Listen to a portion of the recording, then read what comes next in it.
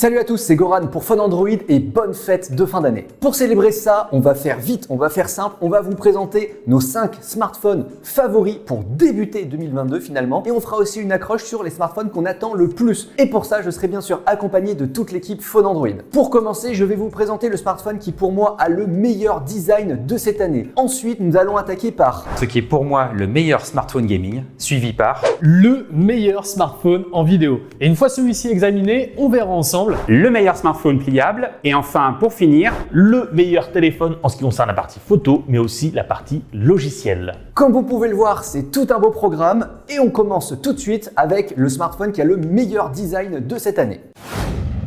Je vous présente donc le Find X3 Pro de chez Oppo. Le Find X3 Pro, c'est tout simplement la meilleure proposition en termes d'innovation de design qu'on ait pu voir cette année. Rien que son dos est une innovation en soi avec du coup un dégradé lisse entre le dos du smartphone et le module photo. Un plaisir pour les yeux qui ne manquera pas de faire rager vos amis. Au niveau de la plateforme de la puissance, on est là sur un Snapdragon 888, un processeur donc haut de gamme qui fait plaisir. Le tout accompagné de 12 Go de RAM et 256 Go de stockage, c'est clean. Niveau autonomie, nous ne sommes pas non plus en berne avec une batterie de 4500 mAh qui va pouvoir être rechargée en charge rapide 65 watts de 0 à 100% en moins de 40 minutes. Au niveau écran, on est là également sur un banger QHD OLED 120 Hz. La concurrence le fait aussi, mais ça reste super clean. On a également de l'innovation niveau photo avec deux capteurs 50 mégapixels qui vont alimenter les deux objectifs principaux. Et en plus, peut-être en avez-vous déjà entendu parler, il y a un microscope photo intégré qui va pouvoir vous permettre de faire des photos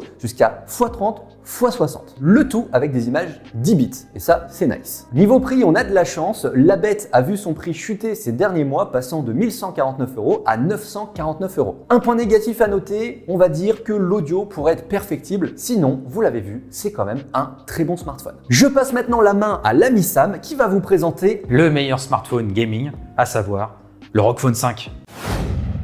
Ce smartphone, il est très intelligent pour moi. Intelligent pour le design, pour l'écran, pour la plateforme, pour la batterie. Et c'est pour ça que je l'aime ce téléphone. Derrière, on retrouve ce magnifique design avec la marque ROG, ce logo qui s'illumine à l'arrière. On retrouve aussi sur les tranches les air triggers qui permettent d'optimiser vraiment l'expérience de jeu. On retrouve aussi un port USB type C pour charger le téléphone quand on joue, quand on est comme ça. À l'avant, on retrouve grande dalle, 6,78 pouces, Full HD+, AMOLED, avec une belle colorimétrie, une belle fluidité, 144 Hz. À l'intérieur, Snapdragon 888, jusqu'à 18 Go de RAM sur les versions les plus élevées et 512 Go de stockage, 1 Tera de stockage même des fois. Ça va vous permettre de stocker des jeux à gogo pour que vous puissiez vraiment emmener toute votre bibliothèque ludique avec vous. Et puis vous avez aussi l'interface, très portée gaming, mais avec Armoury Crate qui est vraiment la pierre angulaire de l'expérience avec tout ce qu'il faut comme outil pour customiser l'expérience en jeu. Vraiment, son seul défaut, c'est au niveau de la photo où finalement il offre une expérience un peu banale. Pour moi, ce téléphone, il est unique, il est à part. Il est peut-être un peu plus cher que les autres, mais en même temps, l'expérience qu'il offre, elle est incroyable. Je passe maintenant la main à Paul qui va nous présenter le meilleur smartphone en vidéo. Évidemment, je parle de l'iPhone 13 Pro Max ou de l'iPhone 13 Pro, ça dépend de la taille d'écran que vous préférez. Alors c'est pas la seule nouveauté qu'Apple a amené sur ses iPhone 13, la QV 2021. On a eu le droit à une nouvelle batterie, on a eu le droit au mode nuit sur l'ensemble des capteurs, on a également eu le droit aux 120 Hz enfin sur iPhone et aussi la réduction de l'encoche. Mais ce dont je veux vous parler aujourd'hui, c'est les capacités de ce téléphone en vidéo. Certes, ce n'est pas le meilleur en photo, on peut retrouver des meilleures alternatives un peu partout sur le marché, mais en vidéo, c'est clairement Apple qui domine le jeu. Cette année, ils nous ont d'ailleurs introduit le ProRes et également le mode cinématique qui vous permet de filmer avec un joli flou d'arrière-plan. La démonstration était d'ailleurs vraiment impressionnante et on a pu voir un peu toute l'étendue de la puissance de la puce A15 qui est intégrée dans ce smartphone. Toutes les capacités des capteurs de cet iPhone 13 Pro peuvent être capturées donc en ProRes qui vous permet beaucoup plus de possibilités en post-traitement pour améliorer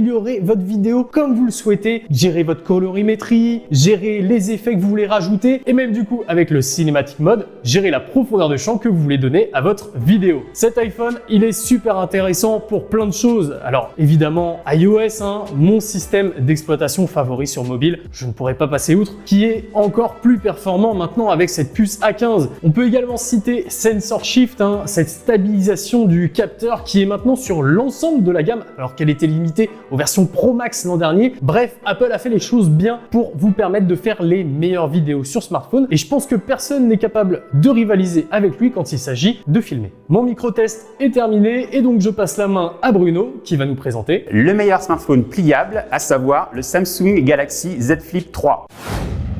Donc cette année, Samsung revient avec deux téléphones pliables, le Z Fold 3 classique et le Z Flip 3 qui s'ouvre comme un téléphone à clapet. On avait déjà eu deux itérations les années précédentes, le Z Flip et le Z Flip 5G. Cette fois-ci, Samsung revient avec une version beaucoup plus finie, beaucoup plus aboutie. Donc on va faire un rapide petit tour du propriétaire. Niveau processeur, on a un Snapdragon 888 classique. Ensuite, niveau capacité, on a 8 Go de RAM, 128 ou 256 Go de stockage. Ça aussi, c'est très classique. En termes de photos, c'est pas foufou. On a un 12 mégapixels pour le capteur principal, un 12 mégapixels également pour la partie ultra grand angle. Et puis à l'avant, on a un 10 mégapixels pour le selfie. Mais la particularité de ce smartphone, c'est surtout d'avoir à l'arrière un petit écran de 1,9 pouces qui permet de contrôler à peu près tout ce que vous voulez en termes de multimédia, surtout pour la musique, ça c'est vraiment bien. Et puis surtout d'avoir aussi vos notifications sur votre planning sur la journée, etc. Sur la version précédente, on pouvait également le faire, mais c'était tellement petit qu'on ne voyait pas grand-chose et c'était vraiment ingérable. Bon, je vous cache pas que le principal intérêt de ce smartphone, c'est surtout qu'il est pliable et que Samsung a intégré l'application Flex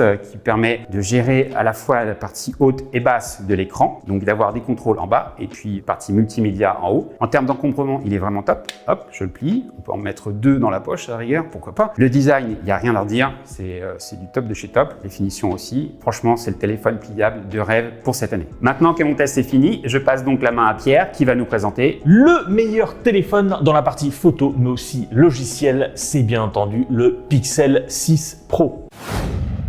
J'adore ce téléphone. Vraiment, pour moi, c'est le téléphone le plus réussi de l'année pour plusieurs raisons. Déjà, la première chose, elle est visible, c'est le design. J'adore les designs qui sortent un peu de l'ordinaire. Et là, Google a vraiment tenté quelque chose. Alors, on aime ou on n'aime pas, mais ce bandeau avec le module photo, dès qu'on sort son Pixel 6 Pro, tout de suite, il est reconnaissable. Et ça, c'est vraiment cool. Après, Google a vraiment soigné sa partie écran. On a une dalle AMOLED de 6,7 pouces, définition en 1440p 100 Hz. Pour moi, c'est extrêmement important, un bel écran. Et celui-là, pour le coup, il est nickel. Il est super bien calibré. Donc, il n'y a rien à redire. Il y a vraiment deux points en particulier qui font que pour moi, ce Pixel 6 Pro, c'est le smartphone of the year. La première chose, c'est bien entendu la partie logicielle. On est sur Android 12. Android 12 sans surcouche est le premier téléphone à en bénéficier et Google a fait de l'excellent travail. On a vraiment un super OS qui est beau, qui est agréable à utiliser et qui apporte quelques petites fonctionnalités assez sympas juste pour les possesseurs de Pixel 6 et Pixel 6 Pro. Et cela m'amène à mon deuxième point qui est vraiment l'appareil photo. Alors certes, on a eu des très bons photophones cette année, mais pour moi, le Pixel 6 Pro dépasse tous les autres concurrents. Pourtant, sur le papier, c'est quelque chose de très classique. On a un capteur de 50 mégapixels, un ultra grand angle de 12 mégapixels et un téléphoto de 48 mégapixels. Mais c'est vraiment le traitement logiciel qui fait de la magie. On a des clichés qui sont vraiment beaux, qui sont maîtrisés, qui a une bonne gestion de la lumière, bonne gestion des couleurs aussi et un mode nuit à tomber par terre. Pour le coup, on l'a comparé à d'autres champions du marché comme le S21 Ultra. Il n'y a pas photo, le Pixel 6 Pro en ressort grand vainqueur. Enfin, dernière petite chose, Google a inclus quelques petites fonctionnalités inédites, on l'a dit, dont la gomme magique. Par exemple, vous prenez en photo un paysage et il y a un passant qui passe derrière, et ben vous pouvez l'effacer. Le logiciel effacera cette personne et qui n'apparaîtra pas sur votre photo. Toutes ces raisons font que le Pixel 6 Pro est pour moi le smartphone de l'année 2021. Le choix a été facile parce que pour moi, c'est vraiment un coup de cœur. Et concernant les smartphones qu'on attend en 2022, faisons un point rapide. Moi, à titre personnel, je sais que ça n'arrivera jamais, mais je dois bien avouer attendre des nouvelles de Razer. Les Razer Phone ont été pour moi une révélation et j'espère qu'il y aura des petites news dans les mois et les années à venir. Voilà, c'est mon vœu de fin d'année. Et toi, Sam ?